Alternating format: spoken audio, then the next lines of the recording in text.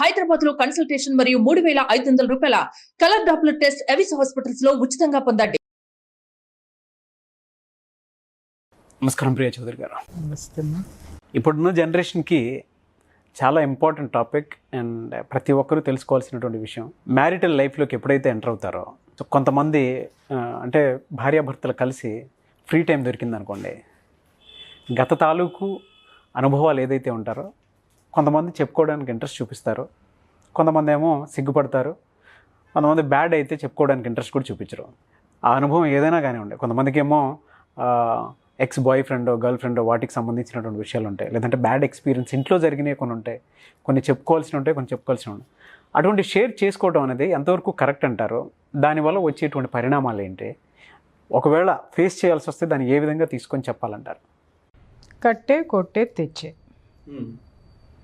రామాయణం అయిపోయింది. అరే నేను అంతా ఓపెన్గా ఉండాలి నా భార్య దగ్గర, లేదా నా భర్త దగ్గర నేను మొత్తం ఓపెన్గా ఉండాలి అని చెప్పేసి పెళ్ళికి ముందో పెళ్ళి అయిన తర్వాతో లేకపోతే ఒక పిల్లాడు పుట్టిన తర్వాతనో, ఏమండి పలానా వెధవ వాడు ఒకడు నా ఎమ్మడి పడేవాడు, పెళ్లి చేసుకుంటానని వచ్చాడు, వాడు వెధవ చెప్పుతో కొట్టి పంపించేశాను అని ఎప్పుడన్నా వాడి పేరు ఎక్కడన్నా వినిపిస్తానో, లేకపోతే వాడి అలాంటి వ్యక్తులు ఎప్పుడైనా వచ్చినప్పుడు గబాల్ని మీరు ఒక మాట అన్నారు అని అనుకుందాము, ఓపెన్గా చెప్పాలి అని చెప్పేసి ఆవిడ చెప్పారనుకున్నా. అవునా, ఎన్నాళ్ళు ఎమ్మడబడ్డారు?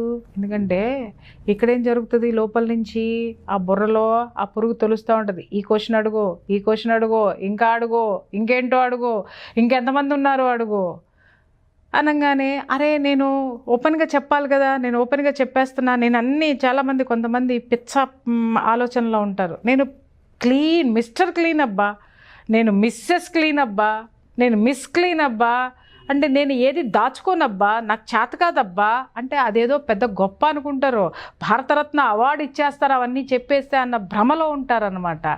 కానీ అవి భవిష్యత్తులో ఎంత చేటు చేస్తాయి అంటే పార్ట్నర్ తోటి ఇద్దరి మధ్య ఎలాంటి పొరపచ్చాలు లేనంత వరకు కూడా ఇచ్చి పుచ్చుకోవటం అనేది చాలా బాగానే ఉంటుంది. నాగరాజు గారు, వీళ్ళ దురదృష్టం కొద్దీ ఎక్కడన్నా ఒక చిన్న మిస్అండర్స్టాండ్ స్టార్ట్ అయిందంటే, భార్యాభర్తల్లో చూడండి, చిన్న విషయం దగ్గర మొదలై చిలికి చిలికి గాలివాన అంటాం మనం, అది ఎక్కడికో వెళ్తుంది.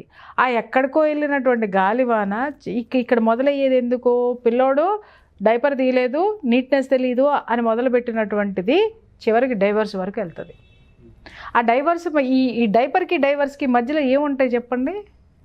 ఏముంటాయంటే, మీరు మిర్చి బజ్జీల గురించి చెప్పారు కదా ఐశ్వర్యరాయ్, మీ ఐశ్వర్యరాయ్ ఉంటుంది దాంట్లో. ఈ పిల్ల చెప్పింది పలానా వాడిని చెప్పుతో కొట్టాననేటటువంటి వాడు ఉంటాడు. లేదు అని అంటే, ఏమండి బజార్లో వస్తూ ఉంటే ఆ వెధవ ఎవడంటే బైక్తో అక్కడ దాకా వచ్చాడండి, దరిద్రుడు చండాలుడు అనగానే వాడు ఉంటాడు దీంట్లో. ఎప్పుడైనా ఒక అమ్మాయి నీకు మెసేజ్ పెట్టింది, ఏమే ఇదిగో చూడవే, ఏంటో నేను పెళ్ళయిందన్నా కూడా, నాకు పిల్లోడు ఉన్నాడన్నా కూడా, ఏంటో స్మార్ట్ సార్ అని పెట్టారు చూడు అని మీరు కాలు రగరేసుకుంటూ చూపించినాయని నేను చూసా. ఆడాళ్ళు ఆయనకి మెసేజ్లు పెట్టడం నేను చూసా అని చెప్పేసి అని వెళ్తూ ఉంటుంది.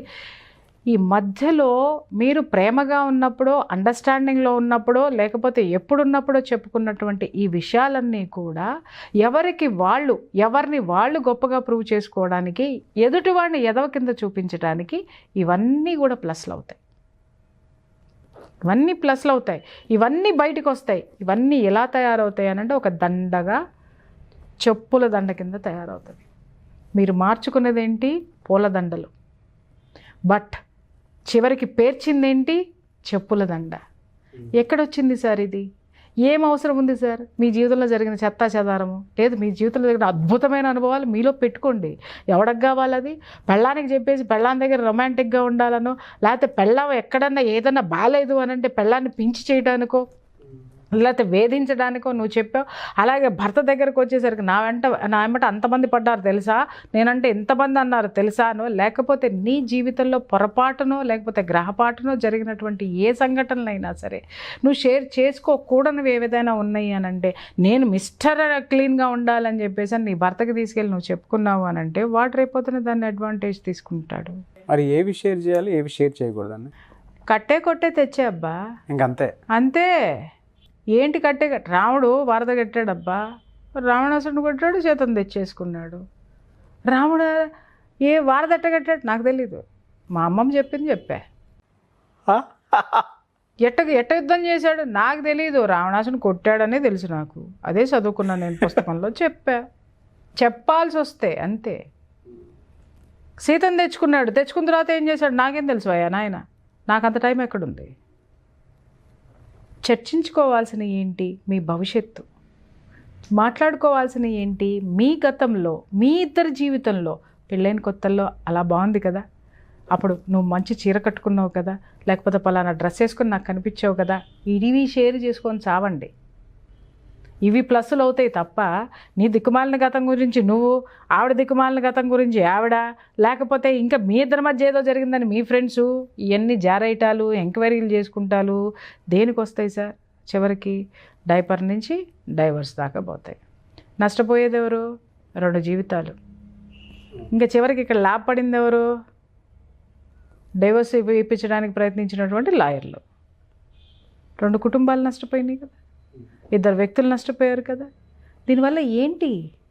కొంతమంది ఇప్పుడు మీరు ఒక క్వశ్చన్ అడగచ్చు, ఏమని అనంటే అదేంటి మేడం జీవితాల్లో ఏదన్నా చెప్పి దాచిపెట్టేసేసి మాకు చెప్పకుండా మమ్మల్ని మోసం చేశారని, అలాంటివి ఏమన్నా మీరు సార్? ఒక్కటి, నిజంగానే మీ జీవితంలో అది జరిగిందని అనుకుందాం సార్, లేదా నా జీవితంలో జరిగిందని అనుకుందాం సార్. ఒక్కసారి కూర్చుని ఎనాలిసిస్ చేసుకోండి. జరిగినటువంటి సంఘటన అంత భరించరానిదా? జరిగినటువంటి సంఘటన మీ భవిష్యత్తుకి భరించలేనటువంటిదా? మీ బిడ్డలకి ఏమన్నా అది అడ్డుగోడా? దానివల్ల మీ ఇప్పుడున్న మీ సంసార జీవితం ఏదన్నా గాడి తప్పుతుందా? ఆలోచించండి. అసలు వీటికి ఏం సమాధానం లేదండి, సంబంధం లేదండి, అది జరిగిపోయింది. దాంట్లో మావిడ ప్రమేయం ఉన్న రియలైజ్ అయింది, లేదు బయటపడింది, లేదు వదిలించుకుంది, లేదు నన్ను కావాలనుకుంది. స్వీకరించండి. మీరేం పెద్ద పత్తిత్తులేం కాదు కదా. ఎందుకంటే ఏ ఆడదానికైనా ఏ మగాడికైనా ఇప్పుడున్నటువంటి లైఫ్ పార్ట్నర్ వస్తుంది అనేది ఎవరికీ తెలియదు సార్. ఎవరు జీవిత భాగస్వామి అవుతారో ఎవరికీ తెలియదు. కాబట్టి పెళ్ళికి ముందు మీకేం సంఘటనలు ఉంటాయో, పెళ్ళికి ముందు నా జీవితంలో ఏం సంఘటనలు ఉంటాయో, పెళ్ళికి ముందు వాడి జీవితంలో ఏం సంఘటనలు ఉంటాయి. ప్రతి ఒక్కళ్ళకి ఒక జీవితం అనేది ఉంటుంది. దాన్ని పెళ్ళి అయిన తర్వాత క్యారీ చేయకండి. పొరపాటో గ్రహపాటో లేదు, ఒకళ్ళని ప్రేమించారు, పెళ్లి చేసుకుందాం అనుకున్నారు, కులాలు వేరు, పెద్దాళ్ళు వద్దన్నారు, నోరు మూసుకున్నారు, పెళ్లి చేసుకున్నారు, అయిపోయింది. మీకు నచ్చలేదు, అరే నువ్వు నాకు చెప్పలేదు, వాడిని ప్రేమించావు, నువ్వు నాకు ద్రోహం చేసావు, నువ్వు అట్ట చేసావు, వాడితో అక్కడికి వెళ్ళావు, ఇక్కడికి వెళ్ళావు, అది చేసావు, ఇది చేసావు, సినిమాలకు వెళ్ళావు, షికార్లకు వెళ్ళావు, ఇవన్నీ తీసుకొచ్చావు నువ్వు. ఏమవుతుంది? నీకు 2వ పెళ్ళి అవుద్ది. ఆ అమ్మాయి జీవితం రోడ్డు మీద పడుతుంది. నీ దిక్కుమాలిన జీవితానికి ఒక ఆడదాన్ని రోడ్డు మీద పడేయాల్సిన అవసరం ఉందా? నువ్వేమన్నా పోటుగడివా? ఒక ఆడపిల్ల జీవితంలో ఒక నష్టం జరిగింది, ఇట్స్ ఓకే, నేను ఇంకా బాగా చూసుకుంటాను అనేటటువంటి ఉన్నతమైనటువంటి మనసు నీలో లేదా? ఉండదా? ఉంటుంది. లేదు. నీ జీవితంలో ఏదన్నా జరిగింది, ఈవిడ పని కట్టేసుకుని పొయ్యి రోడ్డు మీదకి వెళ్ళి రంకెలేసి, లేదా పుట్టింటికి వెళ్ళి రంకెలేసి, లేదా నీ ఇంటికి వెళ్ళి రంకెలేసి, ఏదో చేసేసి ఎక్కడో జరిగిపోయిందనేసి జీవితాన్ని బీభత్సం చేసుకుని ఈ అమ్మ విడాకులు ఇచ్చి ఇంకో పెళ్లి చేసుకుంది. ఆడు నీకంటే అమ్మ మొగుడు వచ్చాడు. జీవితం దౌర్భాగ్యమేగా. ఏం సాధిస్తారు మీరు? ఉన్న జీవితాన్ని ఉన్నతంగా తీర్చిదిద్దుకోవడానికి ముందుకు ఎలా వెళ్ళాలా అని ఆలోచించాలే తప్ప వెనక ఏం జరిగిందని బొక్కలు ఎత్తుక్కోవడం మొదలు పెడితే ఎక్కడికి వెళ్తావో అక్కడికి వెళ్తావు. నీ లైఫ్లో ముందుకెళ్ళలేవు, నీకు మనశ్శాంతి అనేది ఉండదు. గతము నీకు సంబంధం లేనటువంటిది, ఏ విధంగానూ సంబంధం లేనటువంటిది.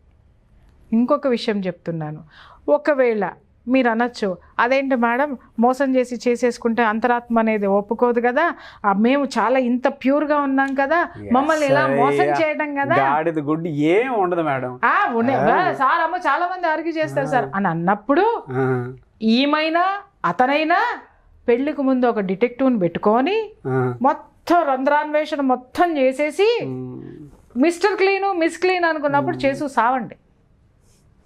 అదేం లేకుండా ఎదురు బదురు పెళ్లి చూపులు చేసుకున్నావు కదా నువ్వు, దాన్నే యాక్సెప్ట్ చేయి. అదే యాక్సెప్ట్ చేయాలి. అదే యాక్సెప్ట్ చేయి. నువ్వు గతంలోకి వెళ్ళాలా, ఆమె నీకు చెప్పలా. నేను గతంలోకి వెళ్ళాలా, నువ్వు చెప్పలా. ఖేల్ ఖతం దుకాన్ బంద్ బాయ్. కాబట్టి పిచ్చ నాటకాలు ఆడకండి, పిచ్చ ఆలోచనలో ఉండకండి. మీ జీవితంలోకి వచ్చిన తర్వాత మీరు ఎలా ఉన్నారు, మీ ఒకరి కోసం ఒకరు, మీరు గతం వైపు నువ్వు పోవద్దు, గతం వైపు ఉంటే, లేకపోతే హ్యాపీగా ఉండండి. ఉంటే చెప్తున్నా, ఎవరూ పోకండి. అది తప్పు. ఒక జీవితంలోకి వచ్చిన తర్వాత గతానికేసి వెనక్కి తిరిగి చూశారనుకోండి, క్షమించరాని నేరం నన్ను అడిగితే, అది తప్పు. ఆ తప్పులు చేసినప్పుడు బేఫికర్గా మీ దారి మీరు చూసుకోండి, ఎవరి దారి వాళ్ళు చూసుకోండి. ఎందుకంటే అది కూడా మనశ్శాంతి లేని జీవితం సార్.